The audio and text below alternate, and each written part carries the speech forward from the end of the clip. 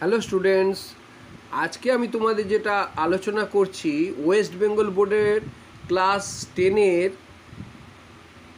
English literature lesson 3 the passing away of Bapu,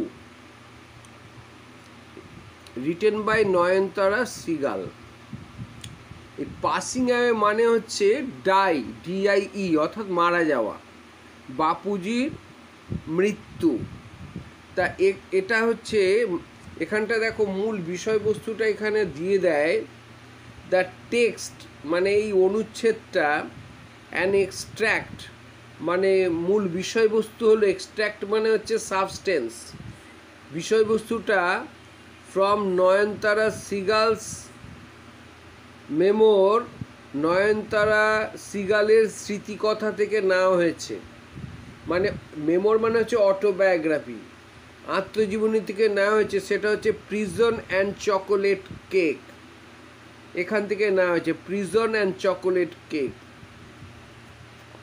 the recounts স্মৃতিচারণ করছে the incidents ঘটনাগুলি following the death of Gandhiji, গান্ধীজির মৃত্যুকে অনুসরণ করে ঘটনাগুলি পরপর স্মৃতিচারণ করা। কে করছে? Nayantara Sahgal. It vividly describes, এখানে জ্বলন্তভাবে বর্ণনা করেছে not only the author's personal sense of loss, শুধুমাত্র লেখিকারই ব্যক্তিগতভাবে চেতনা হারিয়েছে তা নয়, but also the collective grief. Collective grief মানে এখানে সমষ্টিগতভাবে যে কষ্ট বা দুঃখ বা শোক অফ দ্য এন্টায়ার নেশন, সমগ্র জাতির, এইটা সমষ্টিগতভাবে যে কষ্টটা বা দুঃখটা কিসের জন্য হয়েছে? At the passing away of Mahatma Gandhi, Mahatma গান্ধীর মৃত্যুতে সমগ্র জাতি শোকাহত। এবারে আমরা বইয়ে অনুযায়ী অ্যানালাইসিস করছি প্রতিটা ওয়ার্ড এবং তার বাংলা মানেটা।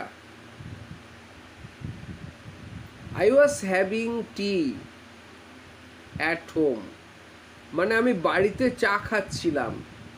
এখানে একটা কথা বলি যে হ্যাভিং, এটা হচ্ছে past continuous. I was having tea at home মানে হচ্ছে আমি বাড়িতে চা খাচ্ছিলাম। এখানে দেখো হ্যাভের দুটো মানে আছে। হ্যাভ মানে আছেও বোঝায়, যেমন আই হ্যাভ এ গার্ডেন, আমার একটা বাগান আছে। আবার হ্যাভ মানে খাওয়াও বোঝায়। এখানে পানীয় ব্যাপারে আই ওয়াজ ড্রিঙ্কিং টি, আমি চা খাচ্ছিলাম, ব্যাপারটা একই বাড়িতে। On the evening of 30th জানুয়ারি 1948, তাহলে 1948 খ্রিস্টাব্দে 30শে জানুয়ারি সন্ধেবেলায় আমি বাড়িতে চা খাচ্ছিলাম। ওয়েন আই ওয়াজ কল্ড, তখন আমাকে ডাকা হলো। কোথায়? টু বিড়লা হাউস, বিড়লা হাউসে, বাই অ্যান আর্জেন্ট টেলিফোন, এক জরুরি টেলিফোনে আমাকে বিড়লা হাউসে ডাকলো। তাহলে এখান থেকে একটা ছোটোখাটো প্রশ্ন আসতে পারে, when was the author called to Birla house? Okay, তাহলে কখন ডাকা হলো বিড়লা হাউসে অথরকে বা ন্যারেটরকে? ওই 30 জানুয়ারি in 1948 in the evening. ওকে, এবারে দেখো তারপরে next line, Gandhiji had been shot, গান্ধীজিকে গুলি করে দেওয়া হয়েছে। On his way to a prayer meeting, যখন গান্ধীজি প্রার্থনা সভায় যাচ্ছিল তখন গান্ধীজিকে গুলি করে দেওয়া হয়েছে। দেখো তোমরা, গান্ধীজি হ্যাড বিন শট এটা জানো অ্যাক্টিভ আর প্যাসিভ, যেটা তোমরা জানো ভয়েস চেঞ্জ 3 প্রকার, active voice, passive voice, quasi passive voice. এটা প্যাসিভ ভয়েসে আছে। এই হ্যাড বিন শট, গুলি করে দেওয়া হয়েছে, তো কে করেছে? বাই সামওয়ান, অতএব এটা কর্মবাচ্যে আছে। আই ওয়াজ নাম, আমি অসাড় হয়ে গেলাম, মানে আমার মধ্যে আর চেতনা রইল না। উইথ শক, মানে গান্ধীজির মৃত্যুর শোকে আমার মধ্যে আর চেতনা নেই। As I got into the car, যখন আমি গাড়িতে ঢুকলাম বা গাড়ির মধ্যে গিয়ে বসলাম, আমার মধ্যে আর কোনো আমার মধ্যে অসারতা নেমে এলো, অর্থাৎ আমার মধ্যে আর চেতনা ছিল না।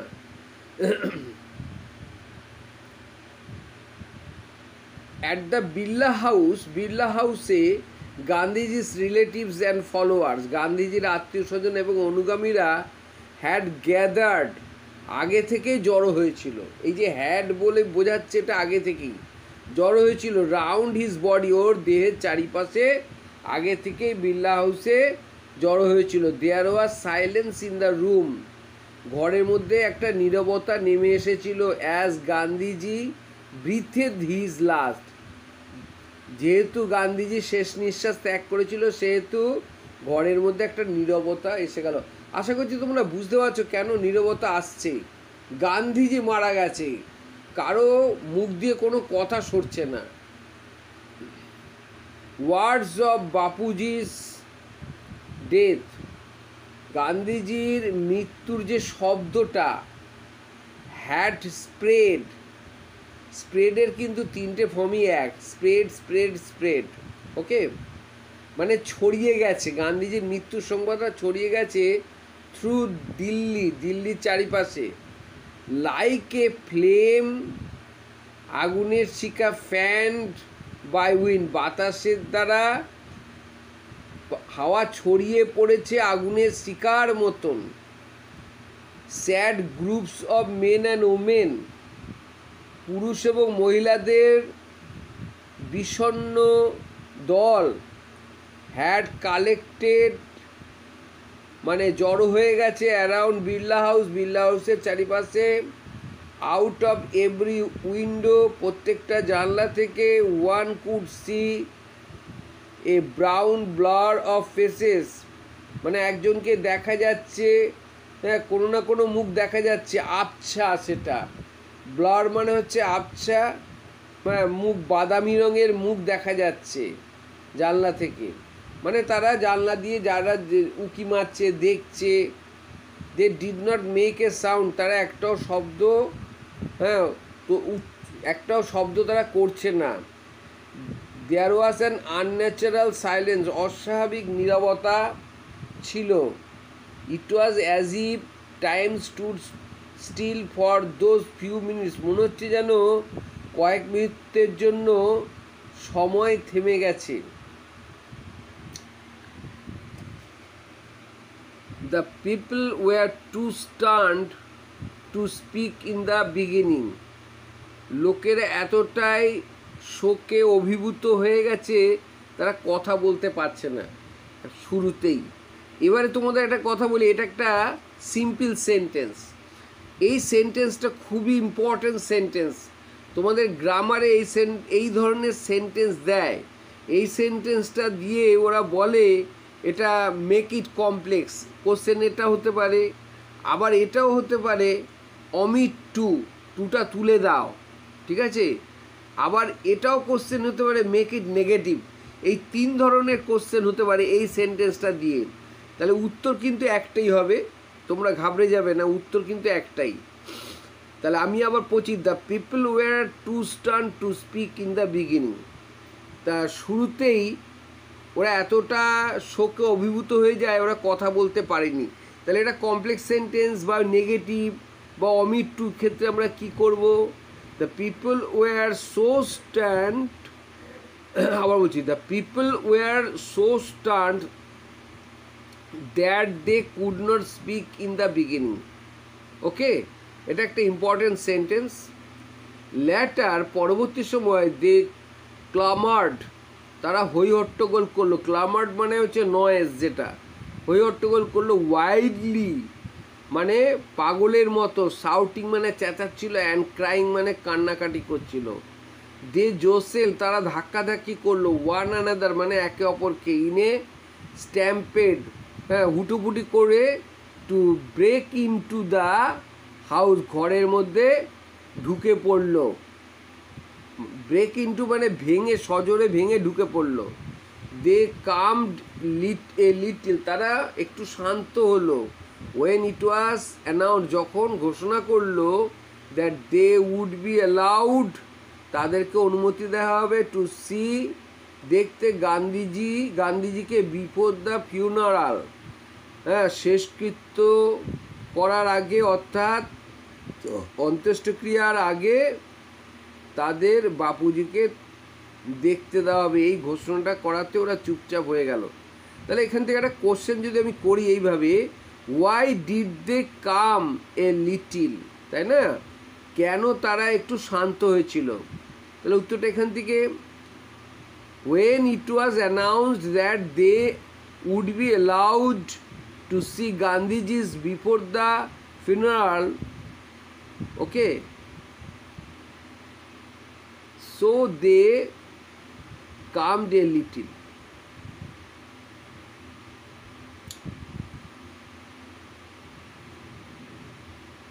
মানে সো না লিখলেও চলবে, দে কামড এ লিটিল। ওয়েনের পরে যখন আর কি ঘোষণা করা হলো তাদের বাপুজিকে দেখতে দেওয়া হয় পুরানোর আগে, তারা শান্ত হলো। আচ্ছা যাই হোক, এবার আমাদের নেক্সট প্যারাতে যাচ্ছি। When one is faced with the shock of a loved one's death, যখন কেউ তার প্রিয়জনের মৃত্যুতে মানে খুব কষ্টে মুখোমুখি হয়, মানে শোকে মুখোমুখি হয়, ওয়ান হুইম্পার্স তখন তাকে ফিসফিস করে বলতে হয় বা নিচু গলায় বলে, কি বলে, what will become of me, আমার কি হবে, নাও মানে এখন, that he has left me, সে তো আমায় ছেড়ে চলে গেছে, তাহলে আমার কি হবে। তাই সাধারণ ব্যাপার না, একটা জিনিস কি, প্রিয়জন যদি কারো মারা যায় তখন অপোজিটের যে ব্যক্তি তার অপেক্ষা যে থাকে সে এই কথাই বলবে, ও তো চলে গেল, তখন আমার কি হবে। এখানেও ঠিক তাই, ঠিক দেশবাসীরা এই কথাই বলছিল, অর্থাৎ নরনারীরা এই কথাই বলছিল। This was surely the question uppermost, এটা সকলেরই প্রশ্ন ছিল, in the mind of the mourning people, শোকাহত লোকেদের হৃদয়ের এটাই বড় প্রশ্ন ছিল। They looked like lost children, তাদের দেখে মনে হচ্ছিল যেন তারা হারানো শিশু। It was the question in many of our hearts, আমাদের সকলেরই মধ্যে এটা একটা প্রশ্ন ছিল। অ্যাজ উই স্যাড, যখন আমরা বসেছিলাম, স্টিল শক, তখন আমরা শোকাহত, অ্যান্ড আনবিলিভিং, একদম বিশ্বাসই করতে পারছি না যে গান্ধীজি মারা গেছে, মানে এটা এইটাই। We listen to the broadcast, আমরা রেডিও সম্প্রচার শুনলাম। টেলিং মানে বলতে, কি বলছিল, দ্য পিপল অফ ইন্ডিয়া, ভারতের লোককে বলছিল, that there Bapu was no more, তাদের বাপু আর বেঁচে নেই। এবারে আমরা ইউনিট 2-তে এসে গেলাম। গান্ধীজির ফিউনারাল, গান্ধীজির অন্ত্যেষ্টিক্রিয়া, ওয়াজ টু টেক প্লেস মানে হলো the day after his death, তার মৃত্যুর পরের দিনই অন্ত্যেষ্টিক্রিয়া সম্পূর্ণ হলো। আওয়ার্স ইন অ্যাডভান্স মানে আগে থেকেই ঘন্টার পর ঘন্টা, পিপল লাইন, লোকেরা সারি দিয়ে দাঁড়িয়েছিল, দ্য রুট, রাস্তায়, দ্য ফিউনারাল প্রসেশন, অন্ত্যেষ্টিক্রিয়ার যে শোভাযাত্রা, ওয়াজ টু ফলো, অনুসরণ করার জন্য। তাহলে ব্যাপারটা কী দাঁড়ালো, অন্ত্যেষ্টিক্রিয়ার শোভাযাত্রা দেখার জন্য লোকেরা আগে থেকে রাস্তায় দাঁড়িয়েছিল সারি দিয়ে। পদ্মাশ্রীটাকে মিসেস নাইডুস ডটার, মিসেস নাইডুর মেয়ে, কি স্পোক ফর আস, আমাদের জন্য বলল। কি বলল?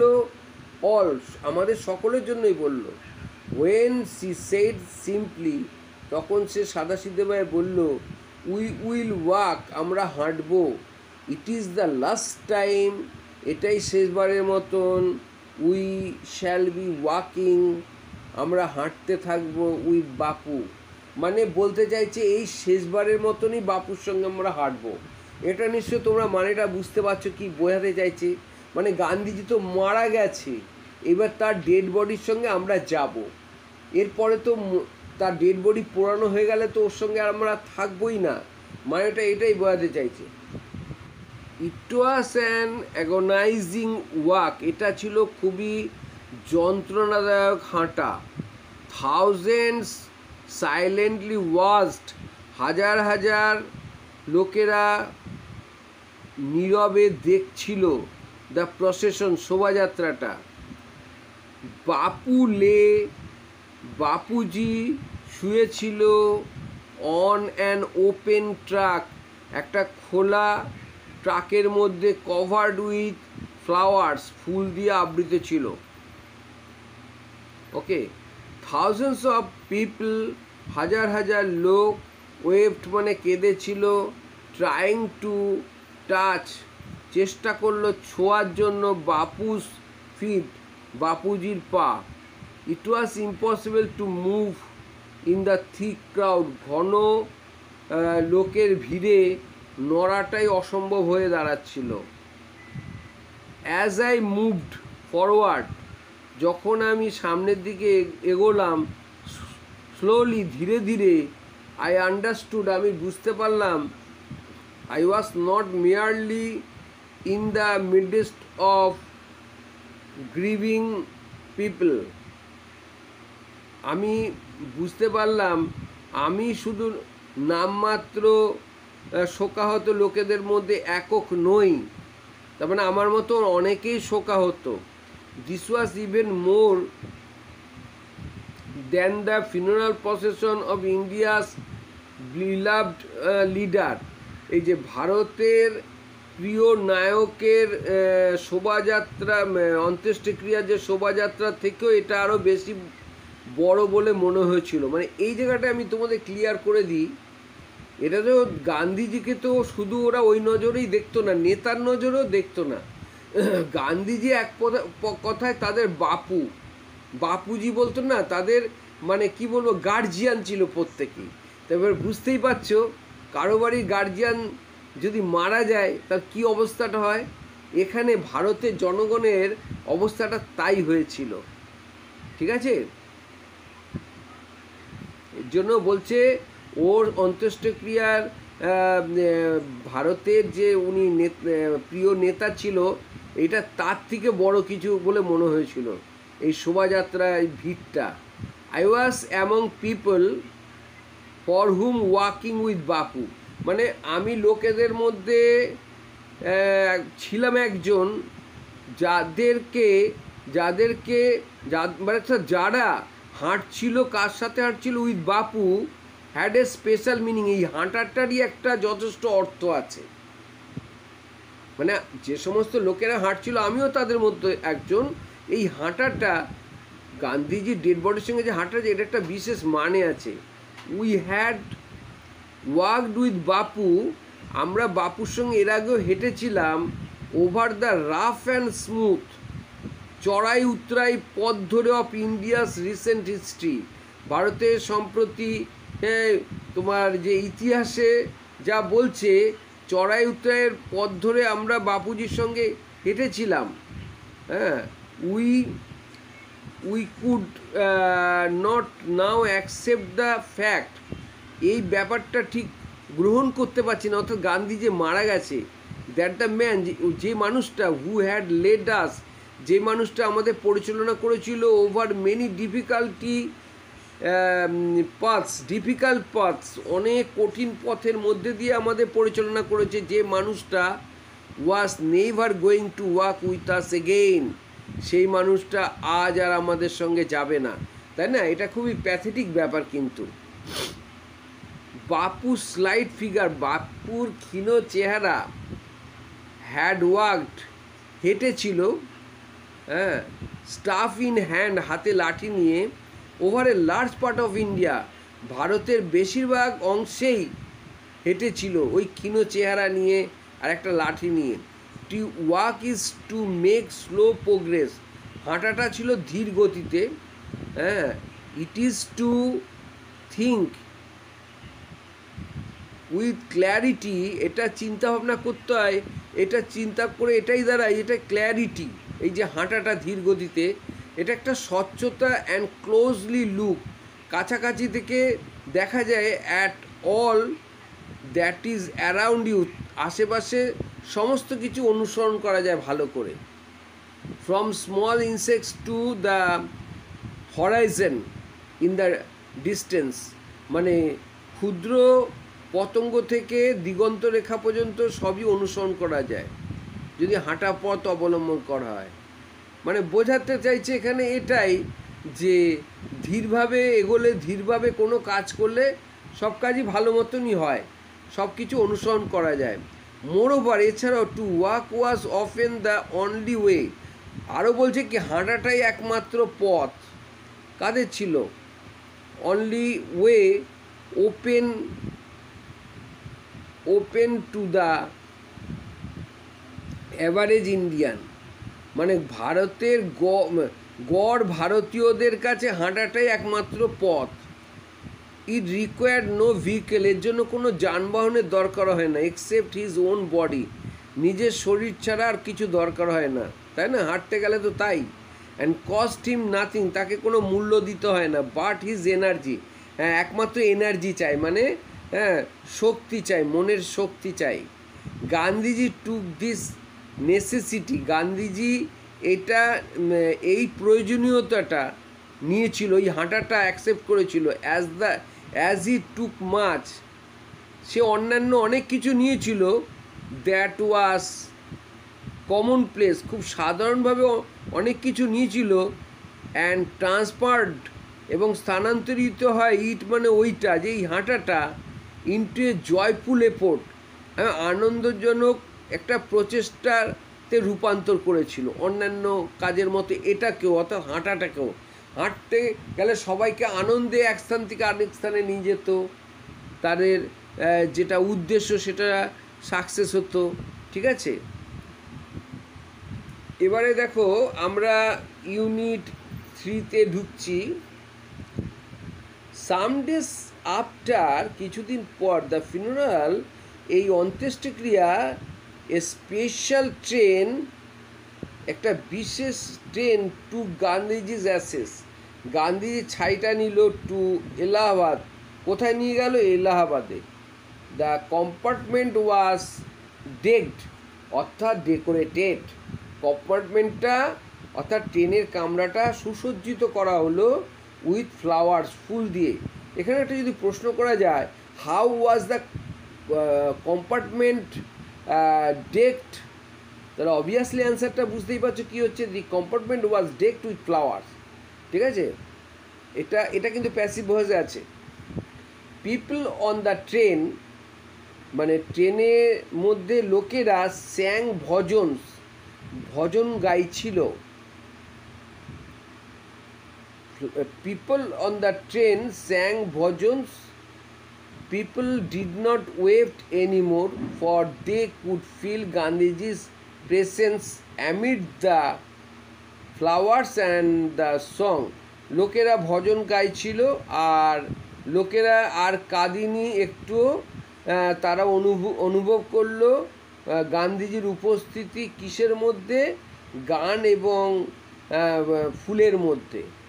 অ্যাট এভরি স্টেশন, প্রতিটা স্টেশনে সরফুল ক্রাউড, মানে লোকের তো একটা ভিড় ছিল প্রত্যেকটা স্টেশনে, ও তো আগে থেকে তো অ্যানাউন্সমেন্ট হয়ে যাচ্ছে যে গান্ধীজির ছাই আসছে, যে প্রত্যেকটা স্টেশনে বেদনাদায়ক জনতার ভিড় ছিল, ফিল্ড দ্য প্ল্যাটফর্মে পূর্ণ ছিল।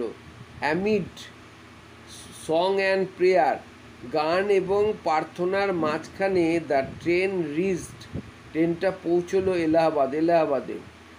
দ্য অ্যাসেস ওয়ার এমার্জড, মানে ছাইটা বিসর্জন দেওয়া হলো, ইন দ্য গ্যাঞ্জেস, গঙ্গায়, ওয়ার এ হিউজ ক্রাউড, যেখানে প্রচুর লোকের ভিড় ছিল, হ্যাড গ্যাদার্ড মানে আগের থেকে জড়ো হয়েছিল, অ্যাট দ্য ব্যাঙ্ক মানে নদীর তীরে।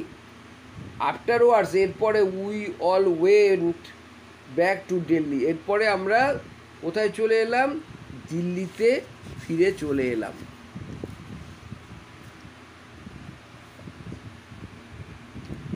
এবারে দেখো, ব্যাক ইন দিল্লি, দিল্লিতে ফিরে,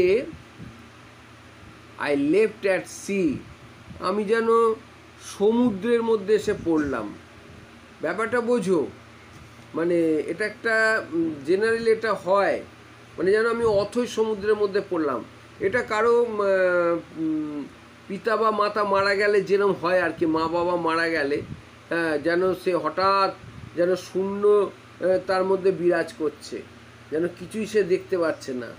ঠিক আছে, I had not directly worked, আমি কিন্তু কখনোই সরাসরি হাঁটিনি উইথ গান্ধীজি, গান্ধীজির সঙ্গে, গান টু প্রিজন, জেলে যায়নি অ্যাট হিজ কল, ওর ডাকে, অর মেড এনি স্যাক্রিফাইস, কোনো নিজেকে বিসর্জন দিইনি, ফর মাই কান্ট্রি, আমার দেশের জন্য, মাই সিস্টার্স, আমার বোনেরা, অ্যান্ড আই, আমি, অ্যান্ড আদার ইয়ং পিপল, আরও কম বয়সী ছেলেরা, লাইক মি, আমার মতন, হ্যাড বিন মেয়ারলি অনলুকার্স, নামমাত্রই দর্শক ছিল, but still I felt at sea, তথাপি যেন আমার মনে হচ্ছে যেন আমি সমুদ্রের মধ্যে এসে পড়লাম।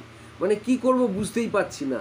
মানে এই জায়গাটা তোমরা নিশ্চয়ই বুঝতে পারছো, অনেকের বাড়িতে থাকে গার্জিয়ান, থাকে একজন, হ্যাঁ, কিন্তু তাকে মানে হঠাৎ সেই গার্জিয়ান যদি মারা যায়, যেন মনে যেন শূন্যের মধ্যে সে বিরাজ করছে। হ্যাঁ, আই ফেল্ট, আমি তখন আমি বুঝলাম, আই হ্যাড গ্রন আপ, আমি বড় হয়েছি উইদিন এ ম্যাজিক সার্কেল, একটা মন্ত্রমুগ্ধ মানে বৃত্তের মধ্যেই যেন আমি বড় হয়েছি। With Bapu's passing away, Bapuji চলে যাওয়াটা অর্থাৎ মৃত্যুটা, আই ফেল্ট, আমি বুঝলাম দ্য ম্যাজিক সার্কেল, যখন বাপুজি মারা গেল তখন এই অলৌকিক যে বৃত্তটা হ্যাড ভ্যানিসড মানে ডিসঅ্যাপিয়ার্ড, অর্থাৎ অদৃশ্য হয়ে গেল, লিভিং মি আনপ্রোটেক্টেড, আমাকে অসুরক্ষিত অবস্থায় ফেলে চলে গেল, মানে আমি নিজেকে অসুরক্ষিত বোধ করছি।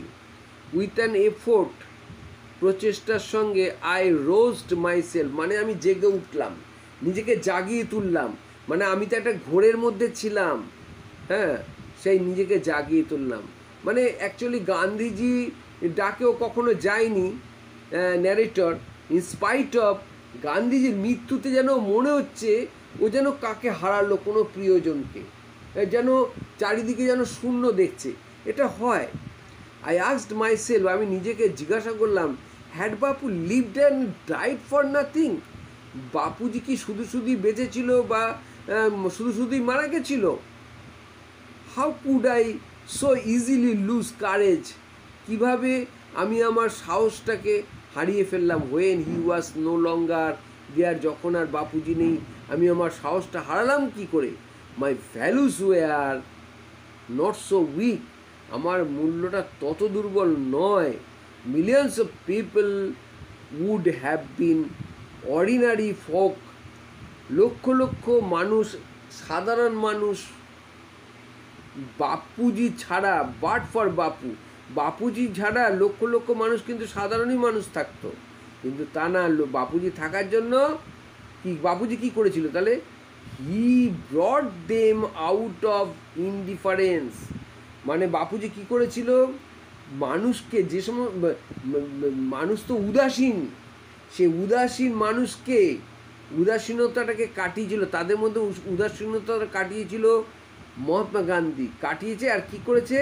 অ্যাওয়েকেন্ড মানে জাগিয়ে তুলেছে, দেম মানে তাদেরকে, যে সমস্ত মানুষরা উদাসীন থাকে তাদেরকে জাগিয়ে তুলেছে, টু ওয়ান অ্যানাদার্স সাফারিং, একে অপরের কষ্ট যাতে উপলব্ধি হয় সেইটা জাগিয়ে তুলেছিল। অর্থাৎ কেউ যদি কোনো ব্যাপারে কষ্ট পায়, অন্যজনকে দেখিয়েছে ওর কষ্টটা তুমি উপলব্ধি করো, তবে তো তুমি ওর হয়ে কিছু করার চেষ্টা করবে। What if now Bapu is গান, বাপু যদি না থাকে বা বাপু যদি মৃত্যুবরণ করে চলে যায়, তাহলে কি হবে? উই ওয়ার স্টিল দেয়ার, আমরা ওখানে তখনও থাকবো। ইয়ং স্ট্রং মানে যুবক এবং বলিষ্ঠ, অ্যান্ড প্রাউড গর্বিত থাকবো, টু বিয়ার হিজ ব্যানার্স, তার পতাকা নিয়ে থাকবো, আমাদের দেশের পতাকা নিয়ে থাকবো। বিফোর আস, আমাদের সামনে থাকবে আমাদের পতাকা। বাপুজি না থাকুক কিন্তু আমাদের সামনে আমাদের দেশের পতাকা থাকবে। বাপু হ্যাড পাসড অ্যাওয়ে, বাপু মারা গেছে। বাট হিজ ইন্ডিয়া, কিন্তু তার যে ভারতবর্ষ, উড কন্টিনিউ টু লিভ, বেঁচে থাকবে। ইন হিজ চিলড্রেন, তার শিশুদের মধ্যেই বেঁচে থাকবে। তো হ্যালো স্টুডেন্টস, আমার পড়া যদি তোমার ভালো লাগে বা তোমাদের সকলের ভালো লাগে, অবশ্যই তোমরা লাইক করবে, আর কোনো কিছু যদি বক্তব্য থাকে অবশ্যই কমেন্ট করবে, শেয়ার করবে, আর যারা নতুন থাকবে অবশ্যই সাবস্ক্রাইব করবে।